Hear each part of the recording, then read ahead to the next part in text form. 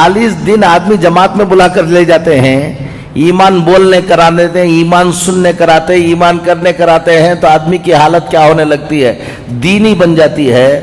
अगर LKG से बच्चा शुरू करके 10th स्टैंडर्ड तक मुसलसल कुफ्र सुने, कुफ्र बोले, कुफ्र देखे, कुफ्र करे, तुम्हारा बच्चा ईमान में बाकी रह जाएगा कि कहते लो। बेंगलुरु में मेरा एक स्कूल है, मैंने 3 जनवरी को अंबेडकर हॉल में मैंने अपना एनुअल डे किया। उससे पहले उस एनुअल डे की तैयारी के लिए हॉल को इंस्पेक्शन करने के लिए 2 दिन गया। उससे पहले 2 दिन पहले 2 तारीख को भी एक स्कूल का फंक्शन हो रहा था, एनुअल डे हो रहा था। 1 तारीख को भी एक स्कूल का एनुअल डे हो रहा था।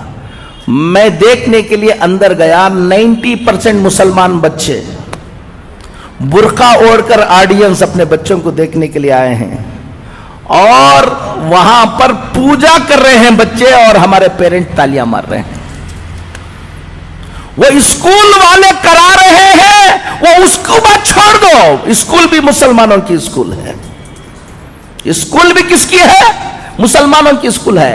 और ऑडियंस ऐसा लग रहा था कि जुमा हो रहा है वहां पर। सब टोपियां पहन ले कोई बैठे हुए थे, सब बुरखे पहन लेकर बैठे हुए थे।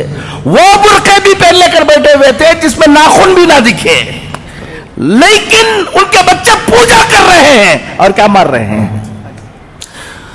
अब सोच लो कि ये हालत होगी तो 10-12 साल के बाद इस मुल्क के अंदर हालात क्या होने वाले हैं। हम कह रहे हैं कि व्हाट्सएप पे डालते हैं, फलां बच्ची क्या कर रही है, रजिस्टर मैरिज हो जा रही, कुछ देखो।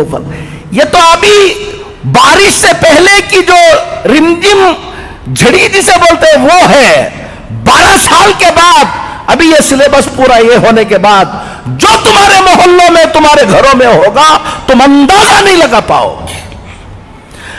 एक बात आप सबको मैं बताता हूं, आज 2 बातें आपको बताकर जाऊंगा। अल्लाह ताला हमको समझ की तौफीक नसीब फरमाए। खुद अपनी नस्ल की फिक्र करो, अपने बच्चों की फिक्र करो,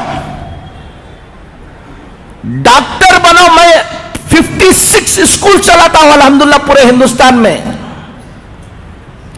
ताकि हमारे बच्चे डॉक्टर बने, इंजीनियर बने, मॉडर्न एजुकेशन में आगे आए। मैं उसका दाई हूं। मैं कह रहा हूं आपको, सिर्फ डॉक्टर, सिर्फ इंजीनियर ये तुम्हारी फिक्र है तो याद रख लेना, डॉक्टर तो उन्हें बन जाएगा, ईमान में बाकी नहीं रहेगा, खून के आंसू रोना पड़ेगा। वो इंजीनियर तो बन जाएगा। एक बच्ची एक गैर मुस्लिम के पीछे भाग गई।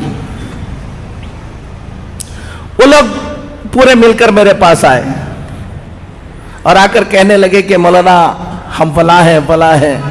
रो रहे थे, दुख से बिलबिला रहे थे। हमारी बच्ची गैर मुस्लिम के साथ शादी कर ले रही है, क्या करना, कोई हल बताइए आप। और मैंने कहा कि कौन सी स्कूल में पढ़ाया है तुमने? तो स्कूल बताया उन्होंने, वो स्कूल जहां कुफ्र ही कुफ्र है। अब वो जोश में आकर उनके बाप ने मुझसे कहा, हजरत मेरा बस चल जाए तो मेरी बच्ची को मैं कत्ल कर दूं। मैंने उससे कहा, तेरा बस चल नहीं रहा इसलिए कत्ल नहीं कर रहे, तेरा बस चला तो तुम उसको कत्ल कर देते हो बोल रहे हो। मैं एक बात बताऊं तुमको, मेरा बस चलता तो तुमको कत्ल कर देता था मैं। वो बच्ची की गलती नहीं है। अगर आज से 10 साल पहले, 12 साल पहले, 15 साल पहले अगर तुमको आकर मैं कहता उस स्कूल में, जिस स्कूल में जा रहे हो उसका जहन ये बनने वाला है, तुम ख्याल करो कि ऐसी स्कूल में दाखिला करो जहां उसका क्या रहे, ईमान बाकी रहे, तो तुम मौलाना को कहते कि मौलाना आप बैकवर्ड हैं। तुम बहुत फॉरवर्ड बन रहे थे ना, ले लो।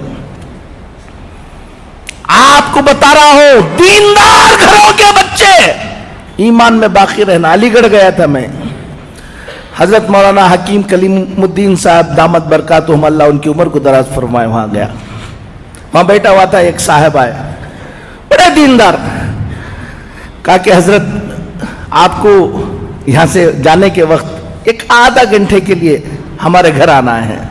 کہا کیا بات ہے؟ ایک لڑکی غیر مسلم ہو گئی ہے،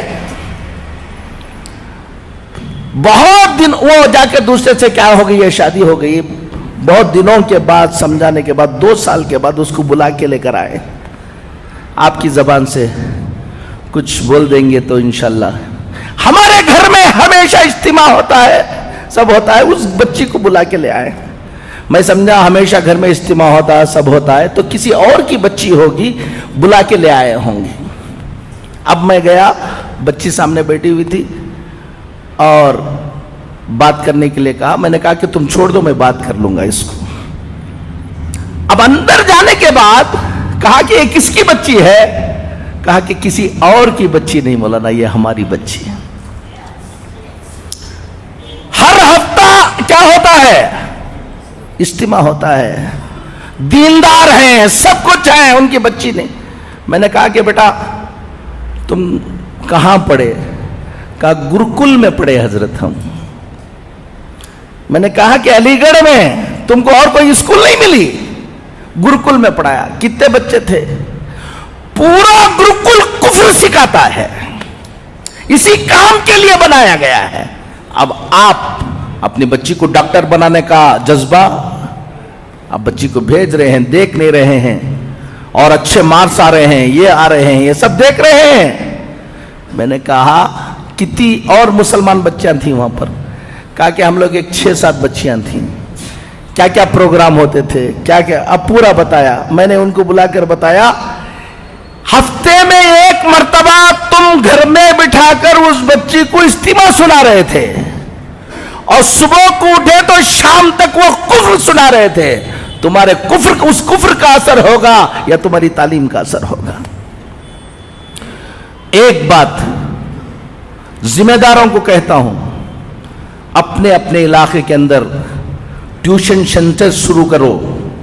بچے اسکولوں کو جائیں، ٹیوشن کو آئیں، اور ٹیوشن کو آ کر جو ٹیوشن پڑھانے کے وقت جو کتابوں کے اندر کفر لکھا ہوا ہے، ٹیوشن بھی پڑھائیں اور کفر کو کلیریفائی بھی کرے ہمارے ٹیچرز۔